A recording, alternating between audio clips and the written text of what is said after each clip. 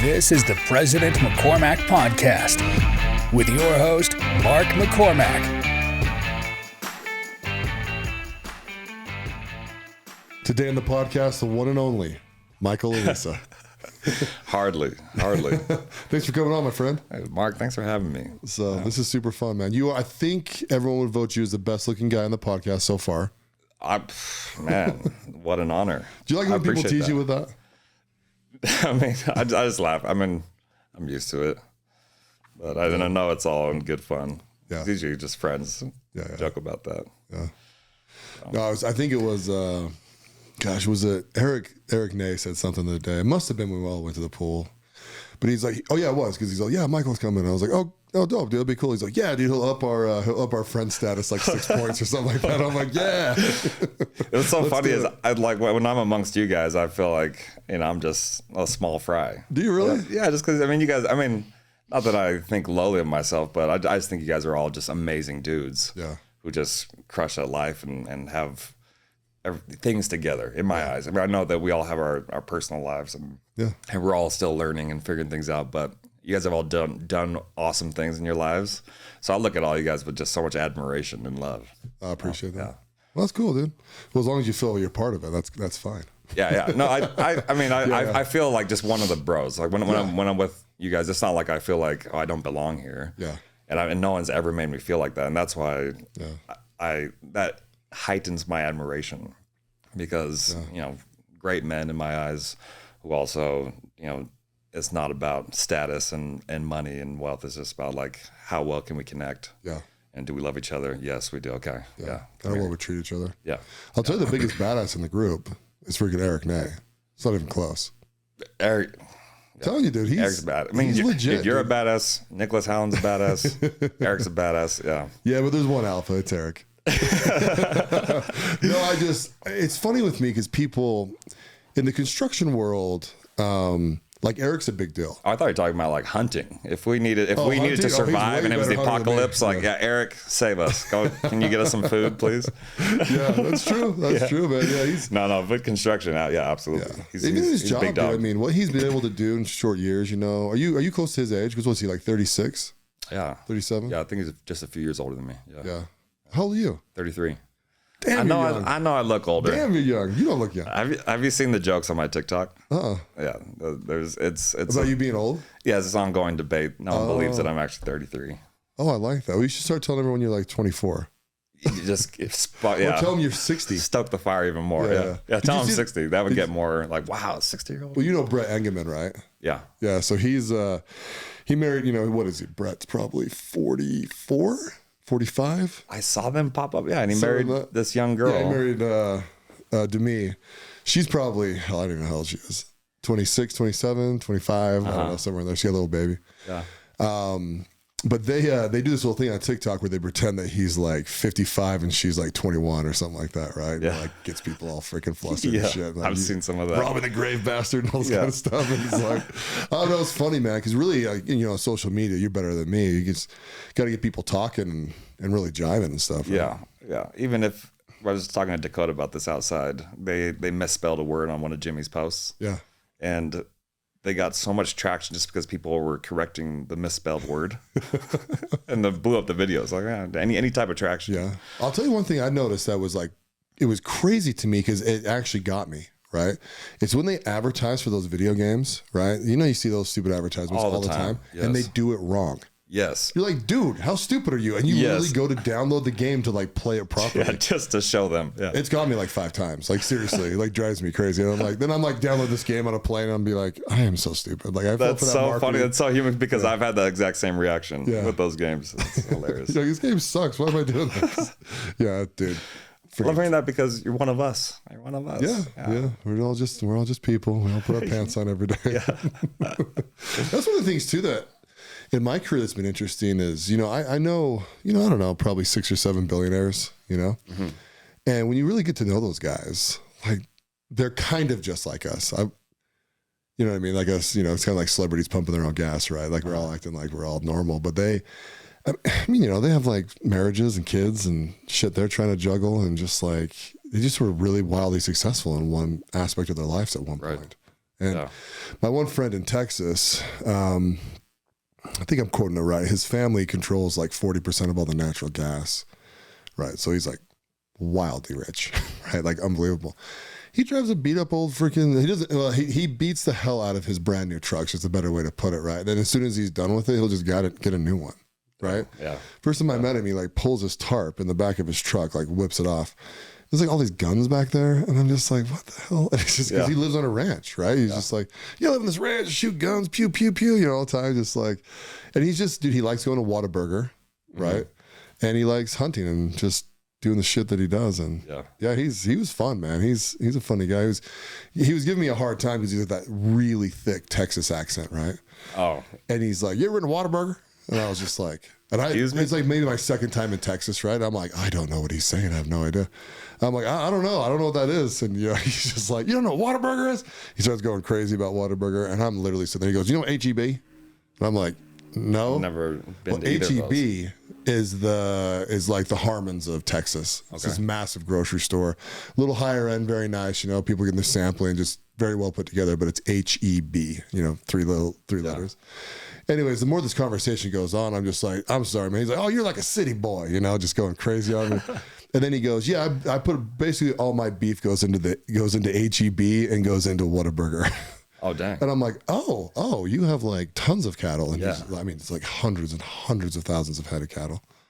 Was that inherited? Is that like a family ranch that was passed down? Yeah, at some level, probably. I don't actually know that whole story. I would imagine, though, because it's really hard to control that much land without having being passed down to you. What are some things you've seen with all these billionaires, like attributes, qualities that they all possess that has led to their success? Or is something that sets them apart? Yes, we all put our pants on same way, but... They're relentless. I mean, they're really, really relentless on certain things. Super organized, super confident. And I actually kind of feel like that's the one quality I match with them a little bit. I'm just confident just because I'm happy with myself. You know what I mean? Like when I look at myself in the mirror, I'm like, I like what I see. Yeah. No matter what flaws I have or if I've gained 20 pounds or lost 20 pounds, I'm just kind of like, like I'm a good dude. Let's go out in this world and do what I need to do today. Yeah. Do you feel like you always had that? Was that kind of you have to develop it? Yeah, developed as you. I've developed it early. I mean, a little bit of it probably came from football. Like I started as a sophomore, and that was a cool experience. I had all these seniors that I thought were just like monsters. I was probably, I don't know, 6'2", maybe 6'1" as a sophomore, and I probably weighed 180 pounds. Yeah. And so, but I actually started on our line. I played center, and I got my ass kicked. Right. Yeah. But by the time I was a junior, I was about 6'5", 250. And then in my senior year, I was 6'7", 265. So for in high school, it's a big boy. That is big. Yep. So I relate to that because sports gave me a lot of confidence as well. And then going into college, I was doing really, really well. And I was doing better than my trajectory was in high school. So it was like this steep upward slope where high school I was good, college I got really good. Yeah. And I was starting to get attention from these NFL scouts, and I'm thinking in my mind like, wow, my dreams are all coming true right now. Everything that I had visualized and just fantasized about of being in front of crowds and scoring touchdowns, it's happening. Yeah. And I'm going to go to the league. And so when that didn't happen, I started getting injured. My dreams I was devastated. Yeah. And that shot my confidence because I put so much into this one thing in my life and became such a big part of my identity. Had I gone to the NFL, I think I would have been a completely different person, not experiencing that depression, that low of not achieving everything that I work for. Yeah. And so coming out of football, going to my professional careers, we were talking about this outside. I jumped in a bunch of different things, and nothing quite hit. Like I was making decent money for a single dude, and living this like party lifestyle, like the rock star lifestyle. I was hanging around with some rich dudes that like to have a good time, just drinking buddies, really. But it was kind of something that I was using to fill that void of like, I'm not as great as I thought I was. And so I needed to like fill everything with, this music video style life. Yeah. And inside I was just empty, and I wasn't doing things that were putting confidence under my belt, like what you were talking about, football, and then you did your businesses and just started to build that confidence up. Yeah. My confidence was like slowly just leaking out the bottom when I was projecting that I was doing just awesome. Yeah. And that all came to an end when I finally reached this point where I was like, dude, I'm so miserable right now. And the reality is I have nothing like solid that I feel like this is what I can do. And it took just getting real with myself, looking in the mirror, crying, like just being like, I don't even know who I am right now. And I've been so fake to everybody for so long. And now in my life, I feel like because I went back to where I'm actually at and started to build from there. Now, like since we've met, you've met me while I've been kind of building that up. Yeah. Just being real with myself and with people that I meet. I like that, dude. Yeah. That's the moment everyone has to have too, right? I think that I had that moment earlier on in my life. It was exactly what you're saying. I think wonder if you have to. Yeah, you have to go through that. You do. And one of the principles, I've said this, I'll tell you a funny story, then we'll kind of go back a little more serious. But, you cannot experience true happiness unless you experience some pain, right?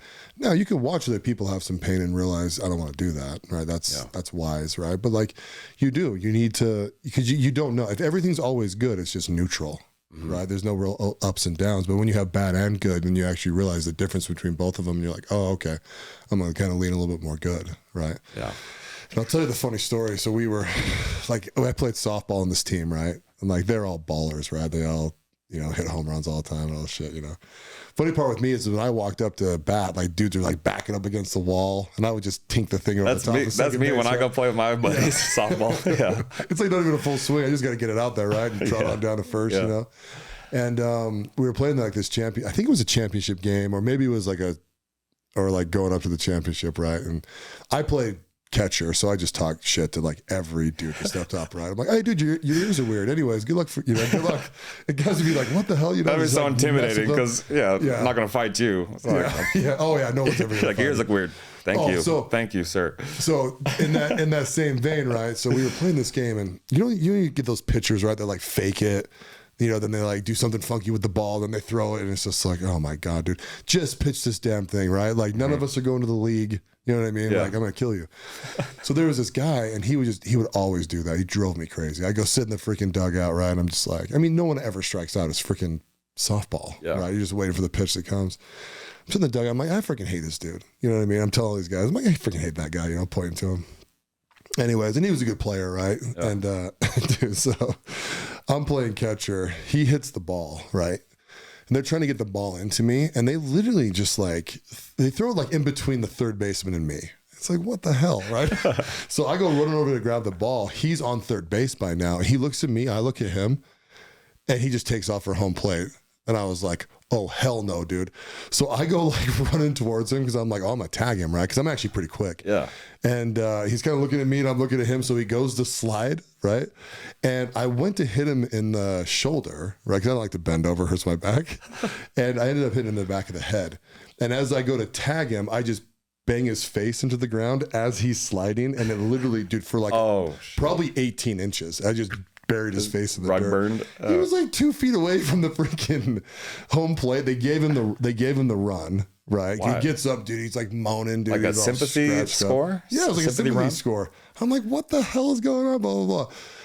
Honestly, I felt good about it. I was like, I hate this freaking asshole. I buried his face. He gets up, he's trying to fist fight me, trying to fight me, right? I'm just standing there, and he's just like, you're lucky my cousins are here, like doing this whole damn thing. Oh right? My gosh. I'm like, yeah, I guess so. But that like kind of defines like how I play softball, right? It's like I need like something to like get me competitive enough to like actually chase your ass down and tag you.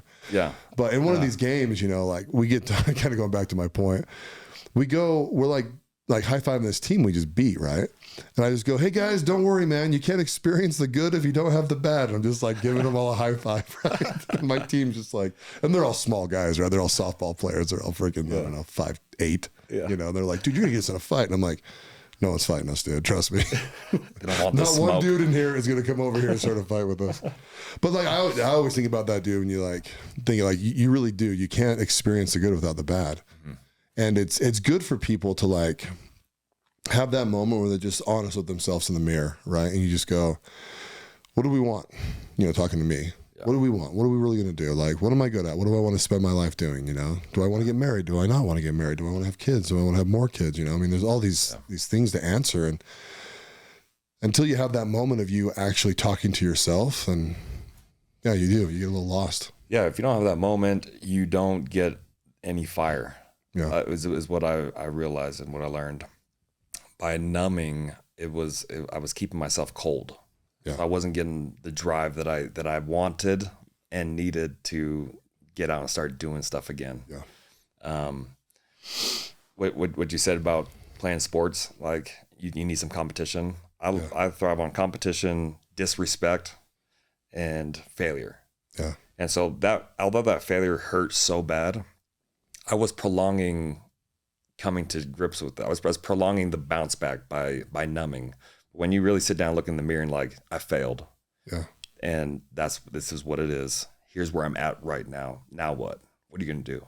Did you feel like you failed because you didn't make it to the league? I did. Yeah. Why? Because up until that point, everything I had set my mind to, it happened. And I was like, oh, this is how it works. This is how life works. You visualize and you work for it and you achieve it. It was just like they say in the books, just like you see in the movies. Yeah. And so to me, it just felt like I had life figured out, and I already knew like where I was going. And when that chain broke, I was like, oh, something went wrong, and I messed up. I failed. Yeah. And I didn't know how to start doing that again, because my confidence in that, because I still believe that that's true. Yes, you visualize something. If you can really fantasize something and see it happening, not just have a dream, but like really see it happening and work for it, and obsessed with it, then yeah, you can make it happen. But I stopped believing that after I didn't make it to the league, because I was just so shattered. I know with some of my football friends, you know, they've gone through that, you know, a lot of them, even the guys that make it in the league though, right? I mean, some of these guys go, you know, a 7-year career is a damn good career in the NFL. Right? Absolutely. And when these guys, even when they leave the league, right, it's like, crap, what do I do now? Who am I? Like, you know, and it's like, yeah, this is your moment, man. You gotta figure that out. Mm-hmm. You know, and it's not like, I mean, I don't wake up every single morning and just like I've got every single thing figured out. Kick ass, take names. Yeah, but I do know who I am. Yeah, that is the one thing. You know, like I very rarely question like me as a person. Mm-hmm. You know, and I think I like that a lot, because I think that's where it starts. That's where for me I had to go back to, because I didn't like me as a person. I think because my identity was so closely attached to this goal, didn't get it. Me as a person was no longer good enough in my mind. Yeah. And I never came to terms with that for years. It took me until it was like 2019 when I finally hit rock bottom and had to look at myself as a person and learn to love myself again. Yeah. And then that's where I started building up just like my confidence and being real with people. My relationships, all my relationships started flourishing again and started getting healthier. And it all starts with yourself. Yeah, that's so spot on. Yeah. Love that. What was the moment where you realized that you are an amazing person? Moment. I don't know if there was a single moment, but in 2019, I hit rock bottom. I was super depressed, and that was when I had my first suicidal thought, and it scared the shit out of me, because I guess in my mind I always thought I was the man. Yeah. Growing up with football, I was like, yeah, like I got so much going for me, and I started having these depressive thoughts, and was shocked by them. I was like, well, that's weird, and I just, instead of addressing it and being like, why am I feeling this way, I just push it down. I would drink, you know, women, whatever it was to escape those feelings. I was doing it. And I actually got a life coach, kind of, and I was challenged to go without any of these substances or things and any of the tools that I was using to escape, go without those for 100 days. That was a challenge. Nice. And I did that, and it was so hard. And I had this full breakdown one day in my bathroom. I was literally looking in the mirror, leaning over the sink. Yeah. And that was kind of the start of learning to be okay with who I am and start to go from there. And then from that moment, I went and talked to every one of my family members and told them exactly who I am, just so I could feel seen by them and still know that they loved me. Yeah. That was important for me. And then that really helped me start to love myself again and feel confident in who I am and look in the mirror and be okay. Yeah. So, but it started with being honest. I guess that's where it is. Being honest with myself. Yeah. That was a moment. Yeah. Yeah. And then a little secret out there, you're gonna have to do it a couple more times before we leave this earth, you know? Yeah. It's weird. I mean, life is, you know, I aspired to be an NFL player, right? You know, high school's as far as I got, right? And then I broke my back. And I remember my doctor coming in and he just going, hey, you know, your football's done. Like, don't ever play again. And his son was Matt Berry. He was a quarterback at BYU at the time. Okay. And I was kind of compliant back then, you know. I was like halfway through my mission. So I was like, oh, okay. If that's what I'm not supposed to do, I'll just do that, you know. And, you know, it was, I don't know, it's weird. Like people talk about like passion at their job, right? Mm-hmm. And I'm like, I don't know if I have like passion for my job. You know, I have like, and I have a really good business life right now, you know. People that know me, you know, I have a lot of freedom. I can kind of do what I want. But, you know, like one of my businesses is like selling whiteboards, right? Like I don't have a passion every morning to like give people whiteboards. I don't even have a passion to give the NBA courts. You know what I mean? Yeah. People might find that crazy. Like, oh, that's an amazing job. And I'm like, yeah, but it's just like what you guys don't realize is it's a lot of like just normal manufacturing and purchasing things and dealing with customers and yeah, sure. Like it's kind of fun when I'm in like a bar with my buddies and I'm like, yeah, there's a floor we did. Like I've walked on that floor. That is cool. And people are like, oh, that's amazing. You know, blah, blah, blah. And right now we're trying to work on, and you know, who knows if I should say this or not, but we'll say it anyways, right? But like we're working on an exclusive deal with the NBA so that we can become their exclusive provider, right? That's incredible. Yeah, it's fun. Wow. Right? Yeah. But for me, honestly, dude, like this is like a 2-year burn. Right. So we've been working on this forever and we've bought into companies and we've done all this kind of thing to like strategically put ourselves in the best position to strike. And right now is the best position to strike. And we might not become the exclusive one, but we'll become, you know, an approved manufacturer of our own brand. You know, that's pretty much a slam dunk at this point. And all these people were talking to me, right? What's on your mind? You know, Mark, what are you working on? You know, all this kind of stuff. And I'm like, well, this is what I'm working on. And I kind of tell people and they're like, they kind of have the same thing, right? They're like, oh, that's cool. And I'm like, yeah, it's only going to be cool the second that contract is signed. And it's going to be really fun for that night. And then the next day we're just back to work again. Yeah. You know what I mean? Like it's just kind of, I don't know, kind of standard. Does the game of it intrigue you of a business of just like that's my favorite getting part. Wins? Yeah. Yeah. Sure. That's fun. That's my favorite. Yeah. I love the strategy. I love how do we do this? Who do we need to play with? You know what I mean? Yeah. Like I just agreed yesterday in principle. So by the time this episode airs, I just bought half of a company that does merchandising for the NBA, right? They're called Artsman. And so, but that's part of our strategy because they work with NBA Labs and NBA Labs is a subsidiary of the NBA and the NBA does all the creative through NBA Labs. And so the people that are inside that company are actually the ones that make all the decisions for like jerseys and merchandising and like all sorts of stuff, like probably even TV rights. I don't really know everything NBA Labs does, but it's all kind of inside that world. Because when people look at it, like working with the NBA, it's interesting because it's this very notable brand, right? More than anything. But then when you really get into the backside of it, it's just another business, right? So you're just meeting people. They have to like you. You have to like them. You have to like get that synergy going, and like the competency level has to be there, and the honesty has to be there, and then you kind of just like work these deals, right? They take a long time. Doing a big deal like this takes a long time. I don't even know where to start. I don't even know where I started. I just fell in to their courts.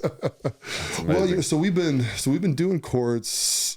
Well, I started a company with a partner, and he's been doing NBA courts forever, and so that's kind of how I got into it. Okay. And then we just kept on growing our presence and doing better and better, not deals, but better and better service for some of our clients. And so we handled 9 courts in the NBA right now, and 9 teams of the NBA, and wow.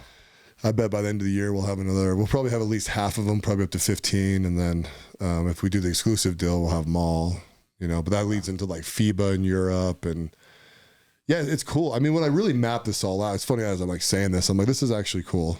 But like so when I go to work every day, I'm my jaw's on the floor. I'm just like, what? I knew that's what you did for business, but just hearing it, that's so sick. Honestly, it's like 10% of what I do too, right? It's only like one business out of all the other crap that I do. And like, I don't know. I just feel like when I go to work, I'm just like, there's just like action items I just do every day, right? I got to get these action items done, and boom, we go to the next thing, and boom, then we're into the strategy session, boom, into something else, boom, and just got to keep moving.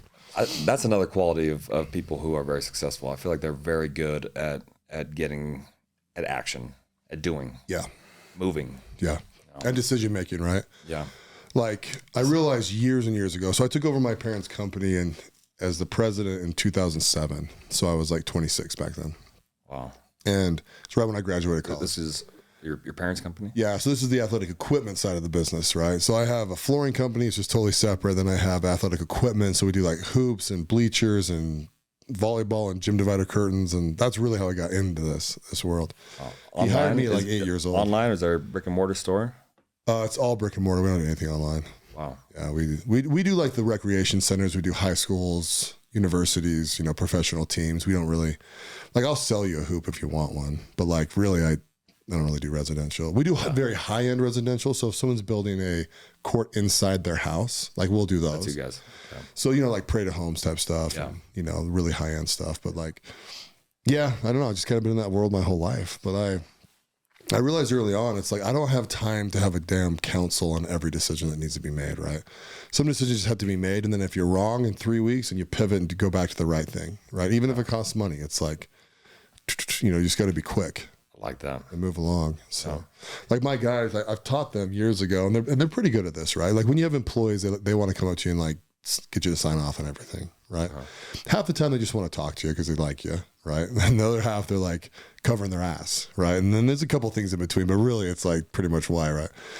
So I used to like get with guys and be like, listen to me, come in here. I like you a lot. If you want to talk to me, just come and tell me something that's going on in your life. Don't come in here to bring me something just to talk to me. And they're like, okay, Yeah. And then I'm like, there's only one decision to be made. You're either going to make the most amount of money for the company or you're going to save the most amount of money for the company, right? So meaning if we bid something and this customer's asking for stuff outside the contract, but they do $3 million of business with us and it's a $3,000 item, give it to them and move on. Yeah. Right? Yeah. But if this guy's done $10,000 worth of business with us, we basically don't treat every customer the same, right? If they've only done $10,000 and they want $5,000 of concessions on something, it's like, no, that's a change order. Yeah. And I don't give a shit how mad they get. You know what I mean? It's just one of those two decisions. And so really, just like everything boils down to that. It's like, we're going to try and make the most amount of money or lose the least amount of money. It's just, and then if I ever see a decision I don't like of yours, let's talk about it. But I mean, I've had guys cost me $120,000 in one decision before. And like, I was pissed, but like, I didn't fire him over it. How do you handle that? Honestly, when that happened, it blew up one morning. It was because he didn't do something I asked him to do, right? He was supposed to get a change order for something. And then he didn't do it. A couple months later, they changed superintendents on this job. And then they backcharge us for this thing that this other superintendent had agreed to the tune of $120,000. And it wasn't in the contract. Wasn't because this guy. No, it wasn't. And so he comes in and brings this to me. He knows this is going to be bad, right? Because he knew he should have got this change order. I'm kind of looking at him and I'm just like, bro, like, why did you not do this? Like, this is a mess now. And I'm like, call them up and work it out with them. That's what I normally say, right? Go figure it out. He's like, I already have. Like, I'm bringing this to you because I can't do any more with it. Like, okay. So I was kind of sitting there, and it was really funny. It'd be funny if he listens to this because he'd laugh at this now because he still works for me. Like 10 minutes, I'm sitting in my office, and I'm like, this is going to hurt. And this was years ago, right? So I'm like, this is going to hurt, this one, because we weren't making as much money as we do now. And the bro kept on coming to us. He goes, are you going to fire me? You going to fire me? And I'm like, dude, get out of my office. Like, if you interrupt me one more time while I'm trying to figure out how to make this not hurt as bad, like, yes, I will fire you. Like, get out of here, you know? And I started getting wound up, which I really don't, dude. I'm really even keel. I'm even more even keeled now. This is kind of one of these life lessons, right? And I just get more and more wound up, and I was like, oh, dude, I can't do this. And so I literally left the office, and I went and watched Aquaman, right? It's right when Aquaman came out, so however long ago that was. Yeah. I hate that movie. Because I was just sitting there all pissed, like eating popcorn, and just like, this is bullshit. Bad memories. Why the fuck did you do that? You know what I mean? I'm just going crazy. And what ended up happening, so I came back to my office. No, it was either that day or the next day. I can't remember if I took the whole day off. And I don't even know why I was that mad. I needed to think about it, right? And then there was also a process inside the company that was broken, because that's another thing, right? There was a process I had to fix so that can't happen again. And so there was kind of two issues at bay. Anyway, so I ended up calling the president of this company, and they're like the largest builder in Portland for sure, Portland, Oregon. And so they're probably like top 5 between Washington and Oregon. So they're massive, right? Other than Layton here in Utah, I think they're bigger than any other construction company that we have, right? Oh, yeah. And we have been doing business with them for 25 years too. So I called their president, he's kind of like me, he doesn't like take phone calls anymore, right? Like call someone inside the organization. Left him a message. I said, hey, I have a problem on one of your job sites. This is what the problem is. I'm not pushing this on you, but I'd like to discuss some sort of a different conclusion or something like that, right? A way to work this through. He called me back in like 20 minutes. And he's like, hey, I got your message. I talked to the site super. I'm aware of how we feel about this. How do you feel about it? And it was actually a really nice, pleasant conversation, right? And I said, well, this is what's supposed to happen. And this came out. He goes, well, that's not right. This is, we started negotiating it down. So I ended up, I think it was about 180 grand. I negotiated down to 120. Okay. And I said, here's the deal though. I'll take this hit, but I need something from you. And I said, I need you to give me second look going forward for as long as you think we're a good vendor. And what that means is, for people who are listening to this, that means that if our bid's a little bit higher than someone else's, they'll let us look at the bids over and we adjust our price and they end up giving us the contract or whatever, right? We might add some more material or something, right? To make it, it's basically like saying, give me work in the future, right? And he said to me, and some people think that's unethical and some people don't, right? And so it's a very touchy thing to actually even ask for, right? It's kind of bold actually of me to ask for it. And he said, well, I said, he's basically like, you've done good work with us in the past. You've been a good vendor. He goes, I feel like we'll treat you like we've always treated you. Right. And I said, okay, fair enough. If that's what we can agree to, then we'll move on and we'll get this project over with. Right. Dude, I don't think we've ever not gotten a job from them since. Wow. Like every single time. Maybe one or two we've lost because sometimes pricing is just different, right? Yeah. It's like miles apart. But yeah, and so we made that money up, and that's the moral of the story, right? Is like, even though I didn't really have an overreaction, I wasn't like firing people and kicking shit and acting like an idiot. But like, I did have to leave the situation to go zen out for a minute, figure out what I wanted to do, come back, regroup, and then even him, like what I said to him, he said it to me again. He's like, "I'm gonna get fired over this," and I said, "Listen, dude, just do a good job from now on. Just don't ever make this mistake again, and I'll eat it. But if you make a mistake like this again, just you're fired." It reminds me of that story. I think, was it a U.S. president or something? He was a vet, and they brought him to this air hangar to fly one of his old warplanes. Yeah. And the guy that put the fuel in put in jet fuel when those old warplanes take gasoline, apparently, something like this. Yeah. And so it was this huge thing. Like everyone's there, the cameras are rolling, and the plane is pretty much like ruined. Right. So they had to reschedule the whole thing, and this guy obviously is getting chewed out. He's just like wanting to bury himself under a mountain. And I can't remember who the veteran was, but he was some high figure. Yeah, I want to say he was the president. But he comes back, and they reschedule the whole thing. He comes back and he says, "I want that young man to fill my plane." And they're like, "Why?" Like, because I know that he'll do it perfectly now. Yeah. Yeah. No, it's true. I mean, you can't have someone who's dumb working for you, right? But if someone makes a mistake, whether it's neglect or not or whatever, right? If they can fix their behavior through that and become a good employee, then yeah, you want to keep them forever. And you win their loyalty. Yeah. You've shown them kindness and also bringing justice. Teaching them, but still bringing them in close, and now they want to just do good for you. Yeah, That's true. It really is true. It's kind of fun having employees. I mean, you haven't really hit that world yet, right? Have you had any employees report to you in any of the stuff you've done? Yeah, but yeah, I mean, so I did a signature gathering business for a little bit. Oh, okay. It's hard business because it's seasonal. Yeah. So you need to recruit a ton of guys really fast, and then once the voting season's done, then you let everyone go, and you got to wait 2 years, 4 years. Right.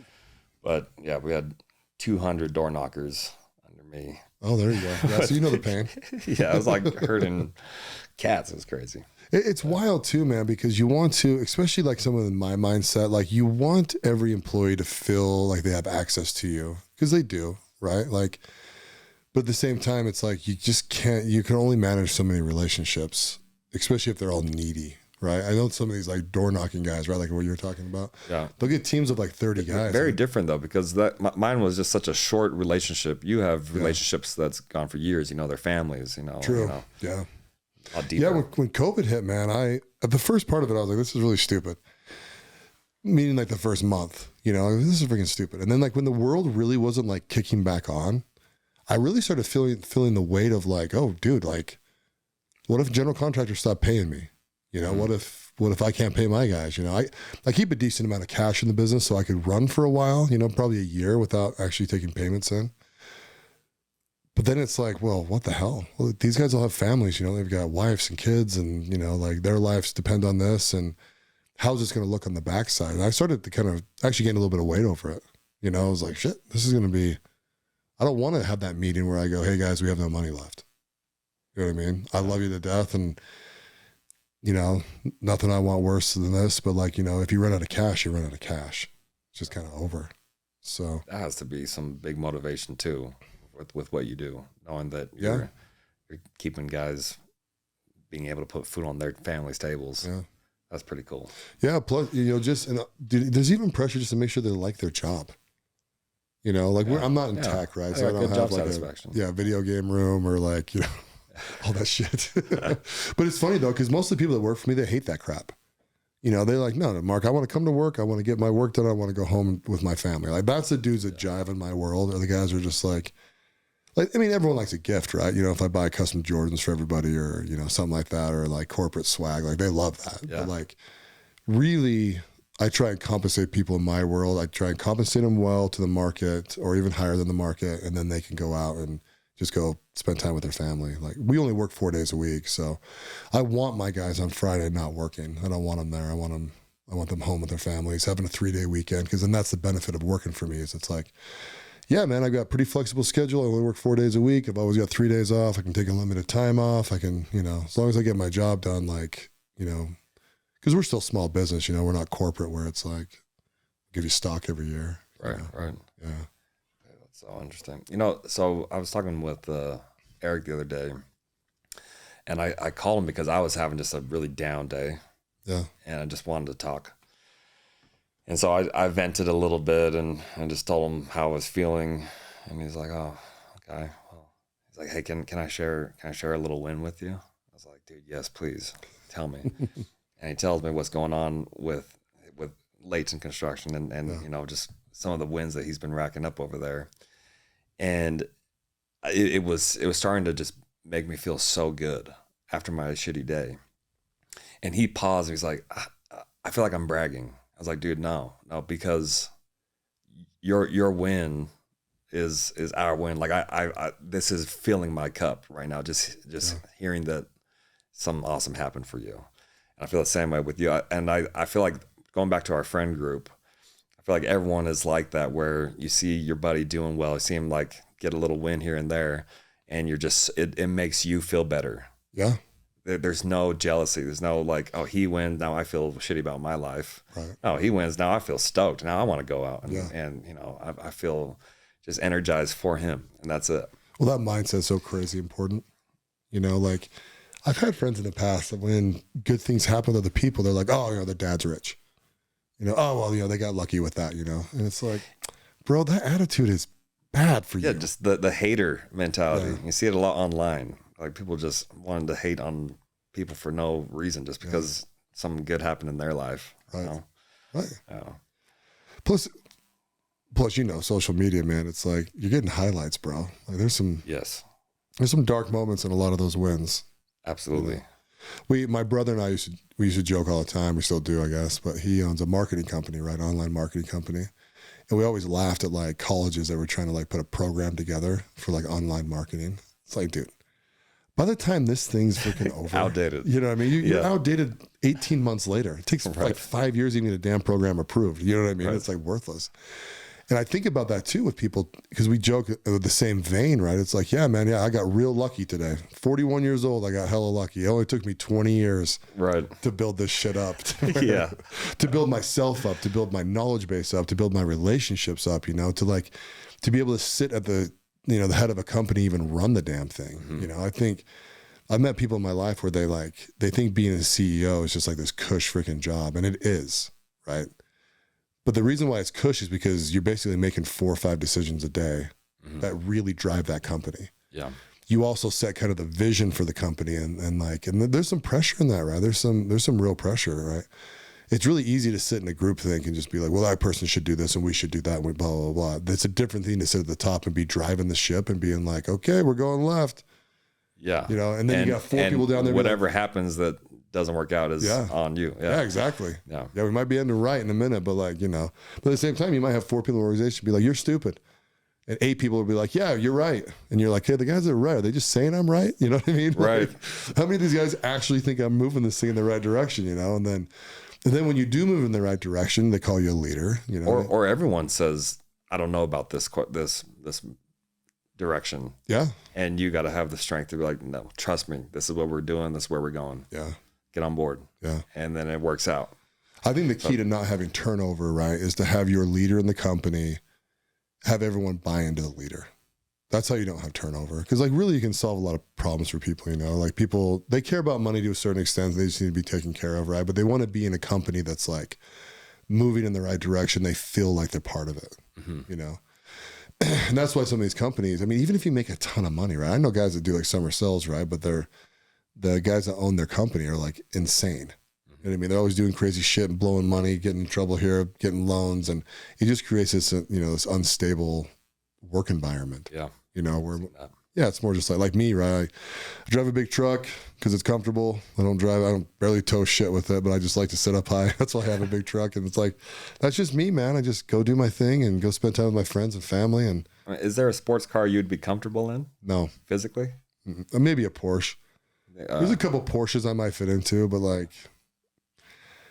I don't know. I have this thing with Lamborghinis, right? Like dudes that drive Lamborghinis. And I'm always like, there's like most of the dudes are faking it. And then the guys that are so wealthy that they can afford a Lamborghini, they're like, don't buy them. Yeah. Because they're like a terrible investment. And where are you going to drive that damn thing to? You know what I mean? And so it's like this little inside joke. And by the way, all my friends that have Lamborghinis, good for you. You know what I mean? I'm not like hating on your Lamborghini or anything. Yeah. But I think it's one of those things. If it's been a goal, like do it. I say the same thing. Yeah. Like it's such a fun thing, and it's kind of like the Rolex watch. Just like it doesn't tell time better than other watches, but there is something about it that inside you feel like you reached this goal. Yeah. So that's the one thing that I would champion the hell out of, right? Like if you did a vision board 8 years ago, and that was like this house, this life, and that life included me getting the car I had a poster of my whole life, right? Like, okay, go do it. Yeah. And then in 6 months you'll sell it. But at least you did it, right? And in that sense, you could say, yeah, that's worth the investment. Yeah. Because this is helping me continue to visualize and achieve and go for other things. Yeah. See, I just always look at them, dude, and I'm like, dude, this thing was $500,000. Like if I have $500,000 invested into something, right, that's where appreciating versus like a depreciating asset, I'm like, that's where my mind goes every single time. Yeah. Same with boats. I was going to buy this really expensive boat, and I was like, screw this shit. Freaking $300,000 for a boat? This is insane. Yeah. So I drive a 2017 F-150. Yeah. I was kind of like embarrassed buying it. I just needed a work truck because my uncle, so my mom's side of the family runs billboards in Oregon, and they do commercial real estate, so apartments and strip malls. That's their thing. And my uncle is the CEO of the company. My grandpa passed away 4 years ago, and my uncle took over. He drives a 2009 Toyota Tundra, and it's beat the shit. Yeah. And like very successful business, but just very low key. Yeah. My other uncle drives a BMW and it's really nice, but this uncle, like I always look at him like, yeah, he doesn't need to like, different people are just different strokes for different folks. Yeah. And I think it's all okay. It's okay if you want to get the Lambo. It's okay if you want to drive the 2009 Toyota Tundra and you're a multi-millionaire. Like, but well, the thing is too, is that guy, he just values different stuff, right? Yeah. See, my thing is I do not skimp when I vacation, right? Like we're going first class. We're going to go stay in nice hotels. Like I'm just not, that's where I blow my money on, you know? But yeah, I mean, even with cars are such an interesting thing, right? Because there's such an emotional attachment to cars, you know? I don't know. They just kind of make me laugh. What's your dream car? If you were to have one right now? Oh, you can say Lamborghini. Don't make me. No. My dream car would be like the old Defender, the Range Rover Defender. I think that'd be fun, or the old Bronco. Actually, the old Defender. Yeah. Just an old one with nice off-road wheels. Dude, I've been looking at 1996 Bronco. So last year they did the old body Bronco. And I'm trying to find one. I'm trying to decide if I want to go white or paint it or something like that. But I want to like put a massive lift on it. Here's what I'm actually trying to find. I found a bunch of these. They're pretty cheap. They're like 20 grand basically, right? I want to rip the entire dash out. The old Broncos are? Yeah, the old Broncos are, yeah. Running and everything? Yeah. Oh, wow. I thought there'd be more. No, they've got tons of miles on them, dude. Like some of these have like 180,000 miles, 150,000 miles. Can you put those on a different axle? Like, could you put it on like a Jeep axle or something like that? I have no idea. That'd be cool. Yeah. Something to look into. That way you have a new engine. Dude, I know nothing about cars. It's like one of the funniest things ever, right? Because I own a bunch of trucks, right, for work and all this kind of stuff. And I'll tell you a funny story. So I was with my dad, who's like Consumer Reports, memorizes them, like loves to give sales guys a hell of a time, right? Because he knows more than them, like all this kind of shit. And we go to buy me a truck a couple of years ago. And, I buy them all through the company, right? Because, they're all tax write-off and all that kind of stuff. So I'm there with my brother, who's also a freaking, car nut. And this guy walks up to me and I go, hey, listen to me, kid. He's like, no, 25. I go, I want the nicest truck you have, but I don't give a shit about the motor. I want it to be the best riding and have the best technological package. That's all I care about, right? He goes, okay, then my dad starts talking. What about this engine and this engine? Starts yapping. So we're sitting there. He goes, grabs, a pair of keys. He's like, come out to this one, right? This is the Ford dealership. We go sit in this Ford. I'm in this thing, and Fords are kind of traditionally, which I drive a Ford now. Traditionally, they're a little like kind of rental car-y, like plastic knobs and all this kind of stuff in there. And I'm sitting in this thing, and he's talking about the engine and the tow package and all this shit, right? And I'm like, dude, this is the nicest truck you have. Like, I feel like I'm in a rental car. Like, there's no way I'd buy this thing. And he looks at me and he's like, well, no, man. I mean, we have a Platinum with a blah, blah, blah, blah, blah. It's got like leather and like a bigger screen. And I was like, did you not hear what I said? Then show me that one. Like, that is what I want to see. And I mean, I get out of the car, right? And I close the doors and he's like, do you want me to get out the keys? And I was like, yeah, chop. He goes like sprinted up there and I turned to my dad and brother. I'm like, stop talking to this guy about engines. He gives a shit about an engine. I don't care about an engine. It was kind of funny. So we go sit in this Platinum or whatever. I ended up buying a GMC, but that's hilarious. It was just so funny, man, just being like, because I do not care what the 454 blah, blah, blah. I sound like a hick. You know what I mean? I just don't care about that stuff. But just comfortable. In fact, I was going to say, here's another funny story. I go to the DMV the other day and I'm registering my boat in the trailer, right? I bought it like a year and a half ago, right? So it's finally ran out enough. I got to get like the registration. And I'm sitting there with this guy and I think he was gay, or at least he was giving me the vibes, right? And giving you the vibe, like flirting? Yeah, well, no, just like you're kind of talking all camp, he's presenting that way, I should say.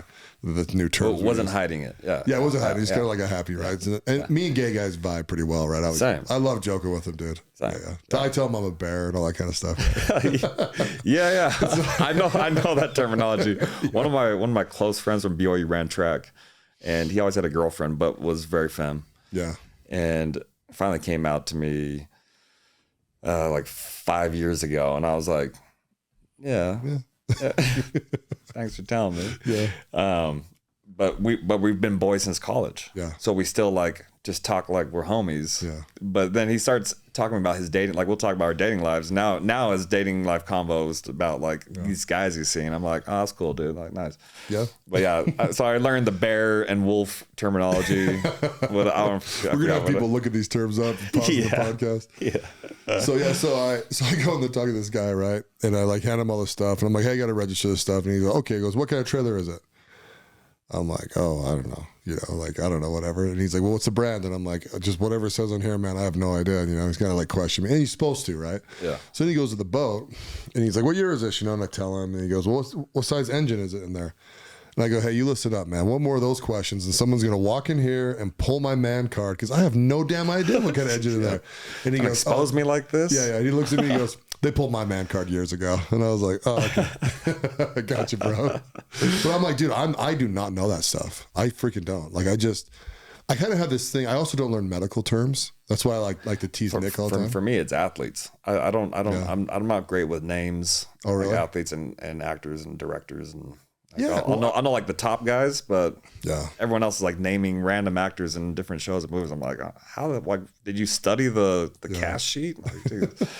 See, and I figured there's only so much room in my brain for stuff. That's why I chose these things. I didn't choose the medical field. I didn't choose anything about a car. Guys are always like, oh, my Metatorcus, blah, blah, blah. And I'm just like, I don't know, bro. See, that's something I do actually know when I did medical sales. So that was. Oh, did you learn all this stuff? Yeah, that was fun stuff. Yeah. Well, and you build your body all the time, and did you ever do personal training? You did, right? Yeah. I never did personal training. I liked the classes, and that was just kind of searching for what I was missing from football. Like that team aspect, the camaraderie was something that I really missed. So I wanted to combine fitness, the camaraderie. Personal training seemed like something that I could always go to if I needed to. Yeah. But the class aspect was a lot more fun for me. That makes sense. Like building that community. Because like when we did McHenry's thing, right? That one morning. Mm-hmm. That's right. I think I made those classes too hard. It was all right. I think in my mind, I was like, I need to make these like just crazy workouts. Now my philosophy around fitness and training is always evolving. Yeah. And it kind of follows with what I believe in, like what I should do for myself. Yeah. And at that time I was like, high intensity is the way to go. Like it needs to just be like all out. You need to feel like you're going to die after. Yeah. And now I don't believe in that anymore. Now it's like, let's just get a great workout. I still like getting some muscle soreness, but I don't want to go so hard to where tomorrow or the next day, I still don't want to do anything because I'm so sore. So now I've dialed it back, but yeah, I feel like I might've hurt you guys a little bit and I apologize. I like that one. No, I didn't think it was bad at all. Okay. But the reason why I like those classes is because you guys make us do things that I'm never going to do, right? Like I'm never going to grab a damn sledgehammer and pretend I'm rowing a boat while my legs are up. You know what I mean? Yeah. Like whatever the hell we were doing. Right. Yeah. Well, like air squats and I can't remember all this. We did rope out there. We did all sorts of stuff. Yeah, battle ropes. We had the sledgehammers out with the tires as well, or was it just? Were we just doing? I don't think we had tires. You had bags that we were like doing like dead man carries with. Okay, it must have been the other time, but yeah, we had the sandbags out there. I did some hill runs. Dude, honestly, fitness for me, dude, is just like turn on music that I like that bumps a little bit, like 90s hip hop or something, right? And then just that's the best. That's my go-to. Hang out with your friends and like just do hard shit. I much more prefer working out with somebody. Yeah. If I'm by myself, I start going to like places in my mind. If I'm having a bad day and working out by myself, then I'm like, oh man, it's like I'm chasing a high. Like one more set and maybe I'll feel better. Right. That's where my mind's at. But when I'm away, that's so crazy. That's not a bad way to do it. But it gets me through workouts. But when I'm with somebody, then I'm just like really enjoying it. We're building off each other. We're encouraging each other, just like gassing everybody up. But that's way more enjoyable for me. So let's talk about your TikTok account and social media, because that's kind of where you're flying down the road on, right? Yeah, I mean, my my TikTok, it blew up from that one video of my tattoo. Yeah. I got this traditional Samoan tattoo over a year ago. A very spiritual experience. We had a Samoan tufunga fly in to Utah so all our families could be part of it. And there's a big group of us that got it done together. And so I just made a little video of that with some trending sound and it just exploded. So it got like 20 million views in maybe a month. Yeah. And from there, I didn't even know what I was doing. I talked to a few of my buddies who have big TikTok followings. I talked to Jimmy Rex. I was like, I don't want to be like the tattoo guy, like the Samoan culture guy, even though that is something very near and dear to my heart. I just want to be me because I'm not from Samoa. I love my culture, but my culture is also Hawaii and now Utah. Yeah. So like, I don't want to pretend to be something that I'm not. So, but I'm all these different flavors. My mom is Ukrainian Jewish. My dad is Samoan. I grew up in Hawaii. I live in Utah. Like, this is me. Yeah. I didn't want to be this, like, I'm just this Polynesian warrior dude. Yeah. Because that's fake. And Jimmy was like, well, just like be you. And then just whatever you're doing, just keep doing it. Just keep, you don't need to be the tattoo guy forever. You can be the fitness guy later on your social media, but show more of that experience because that's what people are interested in. So I did that for a little bit and then would show some fitness videos and then started being able to show more of my personality and just being like this nerd that I am. And so people started seeing that.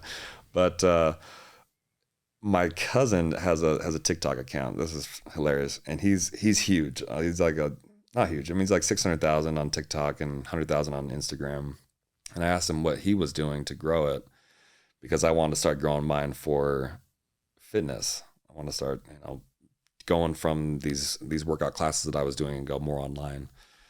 And this is before I posted that tattoo video. I was like, dude, so what's been the thing that's helped you grow? And he's like, honestly, bro, I've just been doing like this pretty boy thirst trap thing. I was like, I started dying.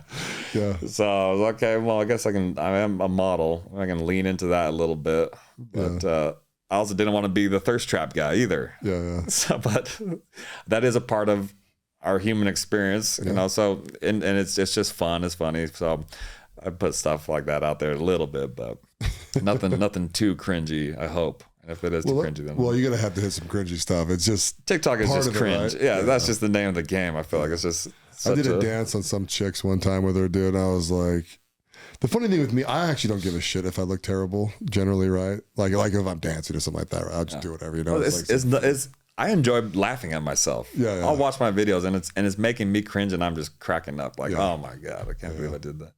But let's back up to your tattoo for a second because I think one of the reasons why it's so interesting, you're the first person I've ever actually seen to have that traditional tattoo.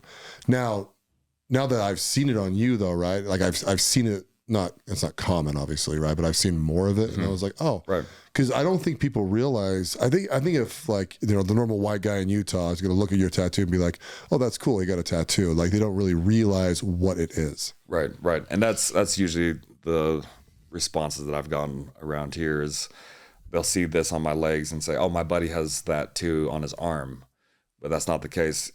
I remember seeing old men with this tattoo when I was growing up. And that was the first time I thought I want to do that someday like that. Yeah. I just felt something. I can't believe someone would do that to their body. What would possess someone to be that convicted to something and that, tied to something to do this to themselves? So yeah, this is known as a malofie. That's like the respectful term, or tatau. That's where the word tattoo comes from. The nickname is Pe'a, which is the flying fox of Samoa. It's a bat. And this has been around for thousands of years. I mean, there's so much meaning behind it. For instance, the wearer of this is actually the servant. And the idea is when you get this put on your body, you are committing to serve your family, serve your village, know all the protocols, and fulfill all your responsibilities. Now that it's evolved since then. I mean, obviously, the way that it served the culture back then is very different than the world that we live in today. And so there were people when I got this, and I knew this going into it, that there would be other Samoans that would say, he doesn't deserve to have this because he, is not fluent in Samoan and doesn't live in Samoan and doesn't know all those protocols of the culture. Yeah. In my mind, if you're Samoan, you're Samoan. And our ancestors, the things that they did back then, the old ways, were once new ways. And so now we are still Samoan, but we live in this modern world with technology where I'm posting this on a cell phone. You're looking at it on your cell phone on the internet with the satellite, So yes, this is a different time, but the purpose of the tattoo is still very much present. Yeah. Am I serving my family? Am I trying my hardest to be a servant leader and to better myself and to fill my responsibilities, my roles in today's world? That's my take on it. Yeah. So on the design of it, does the tattoo artist come up with it, or is it like the same? It's not the same for everybody, obviously, right? So the design of the tattoo is essentially the same for everybody. Oh, is it? Okay. There are different puzzle pieces, but everyone is going to have this strap, the ossos that come up around the hips, and then the va is the canoe. That's the top piece on the back. Now, so like on your knees right there, you kind of have like those two little leaves. Like, what does that mean right there? Yeah. Yeah. I don't know. A lot of the meanings I feel like have probably been lost over the years of what they were. People have assigned meanings to them now. But yeah, the little intricacies, it's said that these are things that the first chief who got this tattoo, these are things that he saw in his environment. So birds, the centipede, trees. Yeah. But, in terms for what the tattoo artist will give us, he's called a tufunga. It's the master craftsman. What he puts on your body it's like a patriarchal blessing in Mormonism. Right. Whatever he gives you is what you get. Oh, okay. Yeah. Nice. Yeah.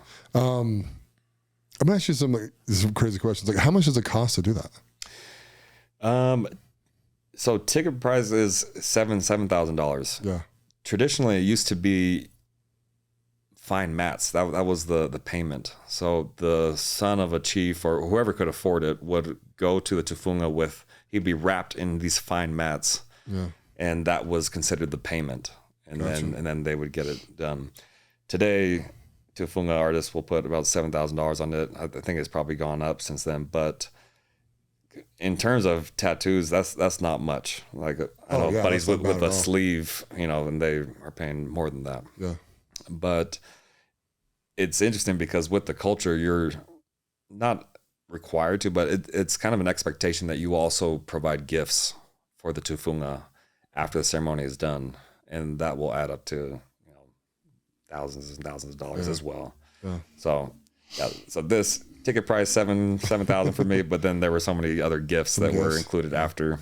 And they tap it on, right? All hand tapped, and it's such a cool experience. It was so spiritual because if you were to tap ink into skin, it would stab you and it would catch. It gets stuck in the skin. Yeah. So they have stretchers called kosos. So you always have at least two other people and the tufunga artist around you at one time when you're laying on the mat. Oh. And they're stretching your skin tight like a drum so that when they tap the ink into you, it'll bounce off you and come back out. Oh. Because if it's not tight enough, it's just going to stick. Yeah, just go, okay. So, but the idea of it, I mean, think about someone laying on the ground. He's encircled by other men who oftentimes also have this tattoo. They're laying their hands on you, and it's death by 1,000 cuts. So you're kind of going through this almost spiritual experience, and then you have your friends and family on the peripheral praying for you and singing songs and just wishing you well. It was such a special. It was one of the most spiritual experiences I ever had in my life, and the most bonding experience I ever had with my father.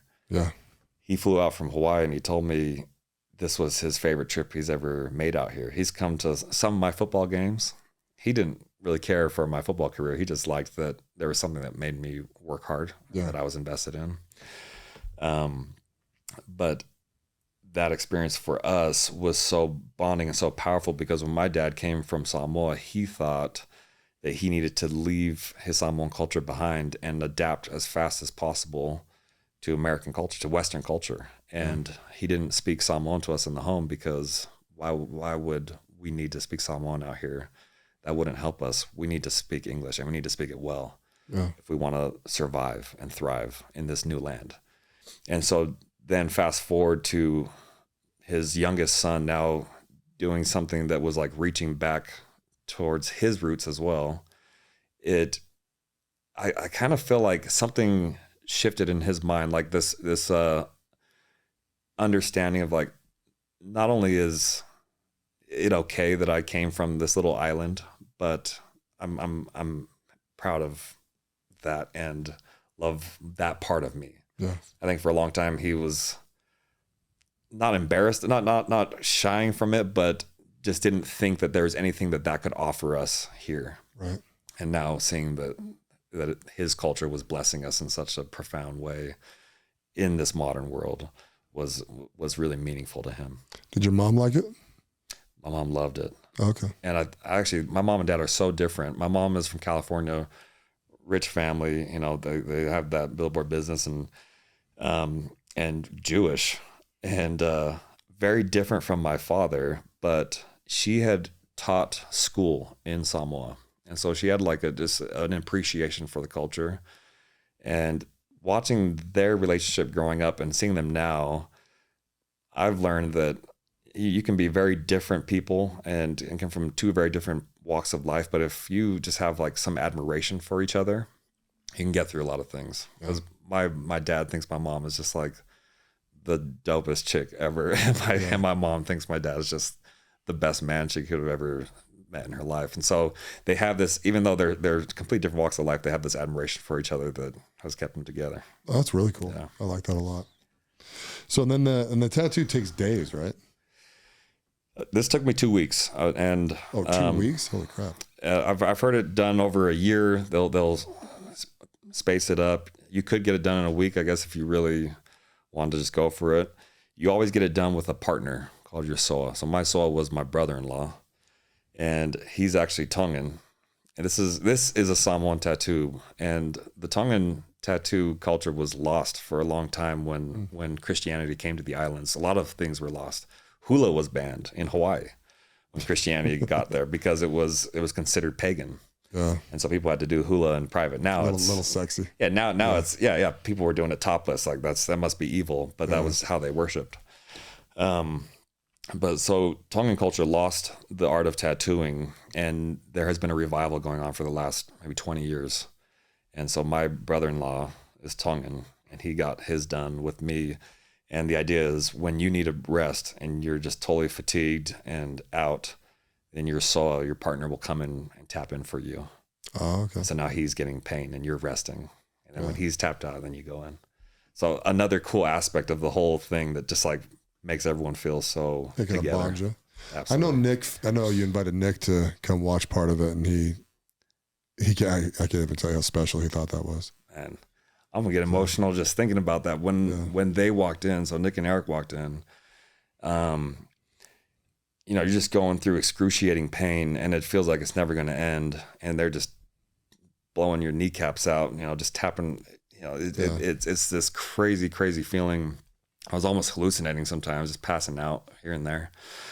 And Nick and Eric walk in, and it was just this feeling. All of a sudden, the pain stopped, just went down.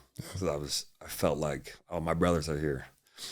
And Nick and I have talked about that a lot since then, of other moments in life when you're just going through hell, and just knowing that your boy is there, or your loved one is there with you. Yeah. That can just change your whole outlook. Yeah. It's not feeling alone in your misery, Yeah. Yeah, it's just a cool experience, right? It's just saying yes to stuff, right? I mean, anyone can be like too busy to go do something, Yeah. I'm sure it was probably a nonchalant, hey, you guys want to come check this out? And they showed up, right? Yeah. Yeah. Yeah. And yeah, that's so true. You don't even need to do much for somebody, but just knowing that you're present, and you understand you can see what they're going through, just being seen. Yeah. Yeah. Yeah. So on TikTok, when you posted that, what were the comments like? What were people saying? Lots, man. I didn't expect it to blow up like that. So we had, there were Samoans commenting from all over the world, from Australia, New Zealand, Samoa, here in the States. Mostly positive feedback. Everyone's just like, wow, like, thank you for showing our culture. So many people from other cultures that, although they didn't know anything about it, this was their first time ever seeing something like this. They felt something. And that I can relate to, because it's like an opera song. You don't understand what they're saying, but it hits you. And you don't need to know the words, because You're feeling something about that culture. I mean, I feel that with different things in various cultures that I'll see. So that was really cool because a lot of the comments were like, this is making me want to get more in touch with my culture as well. You know, I'm Danish, or I'm, you know, Native American, and then there were a few people there. And this was expected. There were a few Samoans who were upset that I had got this done. And there was one person that made a video saying that I was a plastic Samoan, you know, a fake Samoan, and that everyone in that room were plastics. And I made a response video to that. I wasn't going to respond to that just because I was like, you know, haters are going to hate. It's not even it's not even worth energy. But then I realized, like, this is such a good opportunity to speak on this topic of gatekeeping of someone's culture, or for anything, because, like, what better way to keep people from appreciating your culture that you love than by, like, calling them out if they try to be part of it, you know? And so for me, growing up half Samoan and half white, there was always this feeling that I wasn't Samoan enough. And then in my circles, I never felt less than, actually. But in my own mind, in Samoan circles, I had this feeling like I needed to prove that I was Samoan. And that drove me a lot in sports. Like, I needed to be this warrior and this athletic, like, protege to show that I belonged. And so I responded to this video, was very calm about it, but just talked about that experience and how much I love this side of me and how it was so important for me to tap into something bigger than myself. I think after I left religion, I was missing that. I was craving to have a cause and something that I believed in. And this represents everything that I believe in: family, connection, and love, just the things that in life that bring me joy. In fact, did you hear that? Heard that? I think it was a Harvard study, longest running study in history. They took 100 kids coming home from World War II and 100 kids in the Bronx, and they just followed them for years. They'd check up on them every single year. They didn't know what they were studying exactly, but a lot of these guys made fortunes. Some lost them, some got cancer and other diseases, and some died, some got married and had kids, and just in any direction you could imagine human life going. Yeah. And what they found towards the end of this study is still going, but after like 60 years of it, they found that it didn't matter what their blood cholesterol was, or if they were single or married or had millions in the bank or not. The ones who lived the longest and reported the highest levels of satisfaction were the ones that had the best relationships. And it wasn't about quantity either. It was just, they could have just a few good friends, but if they knew that the people around them had their back and loved them, those guys ended up just living a little longer and reported a higher level of life satisfaction. Oh, I like that. And that's what this represents for me, is what is most important to me: cultivating those relationships and making sure I show up for those people that I love and that are close to me, and being that servant. Yeah. So you're moving to Hawaii on Monday. So we're like 3 days away, right? Yeah, man. Coming up fast. Isn't that crazy? Oh. Well, sorry. Monday going to LA first. I have a shoot out there. And then from LA going to Hawaii. Start your journey. Yeah. Still though, but you're heading back to kind of get grounded, go back to your roots, and kind of what are you going out there for? Like what's your goals? I wanted to just get grounded. I felt like I needed to get out of Utah. I was ready for a change. Hawaii will be just a time for me to focus on not healing, because I don't feel like I'm broken, but just getting more still. I think that's what it is. Yeah. And I want to continue building my social media. I think that'll be a great place to make content. And then I'll just be training and hitting casting auditions out there. Yeah. So, cool. Yeah. So you're going to take your acting to the next level? Is that kind of one of your goals? That's the goal. Yeah. Earlier this year, I was talking to some close friends, and like my goal this year is to get cast in something. That's like my big hairy beast. Yeah. I want to go after. Big scary goal. Yeah. Cool. Yeah, I like that. So to do that, what do you have to do? Just go to audition after audition after audition? Do you take acting classes or any of that kind of stuff? Yeah, I've taken some acting classes. I got an agency in LA, and then I'll get one in Hawaii as well. Yeah. And they're setting me up with acting classes as well. So we'll keep doing that and just keep hitting auditions, and just see what happens. Yeah. And I got to keep training. I think, honestly, I don't think that I know I'm not a great actor. I'm learning. I think I can be decent, but I'll do better by getting my physique better. I mean, this is just a tool. Yeah. So getting my physique more on point and looking better for the camera, and that'll help me in modeling as well. So that's kind of like because I'm in fitness modeling and want to get into acting, it just kind of works well together. So that'll be Hawaii too. Honestly, Hawaii will be a lot of just training really, really hard. And I'm close to the Rock stunt double. His name is Tanawai Reed. Yeah, he lives like 4 minutes from where I'll be living, and he has a little gym in his place. So I hit him up and see if I can just start training with him. Yeah, why not?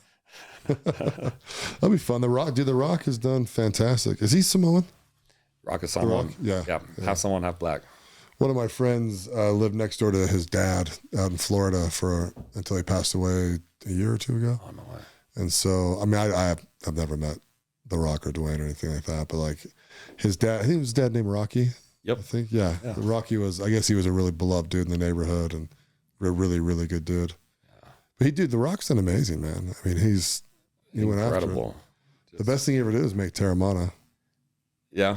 Oh, that's going to make him so much money. Yeah, having a liquor brand is insane. Yeah.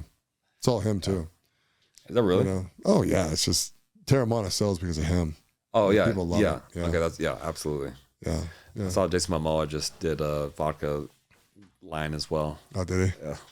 That's the way. If you're that big, like you absolutely should start a tequila brand or vodka. You should. Whiskey. Yeah. All that. I mean, I have the spirits company, right? Like that's all marketing. Yeah. All that stuff, Absolutely. And it's good for people too. It's a good thing for people to add to their brand. I mean, you're doing this right now. You're building your personal brand. You're building online. Between the modeling and acting and stuff you can do online. Like there's endorsements and sponsorships and all that stuff. I mean, it's all alcohol fits really well inside that portfolio. Yeah. So funny story. My uncle is invested in a tequila brand and wants me to start being like an influencer for them and they'll start paying me. But he called me the other day and was like, "Hey, I have this great idea. We can do like our tequila versus the Rocks. I'm like, have you and the Rock on this thing together." And I'm like, who are we talking to right now? Like, thank you for thinking that highly of me, Uncle Mike. That was so funny. I was gonna say, if you could pull that off with the Rock, that would be insane for you guys. It cracked me up that he was like, "Yeah, this is a possibility." Yeah. My nephew Michael, he's the man, and the Rock. We'll get him in the same room, get a camera rolling. Yeah. I love it, dude. Yeah, just say yes. That's family though, right? Family just like they just think you're the best. Yeah, that's so good. Yeah. That'd be cool, man. Thank you. So, dude, we've knocked out like an hour and a half. Oh, no way. Can you believe that? Oh my gosh, that was so fun. So tell me, dude. So I make most people give me like their best 2 minutes of advice at the end. So like all the stuff you kind of been through, like I kind of want like your perception on life. Like what's the best parts about life? How would you advise somebody? If someone was 16 and said, how should I live my life, Michael? What would you say to him?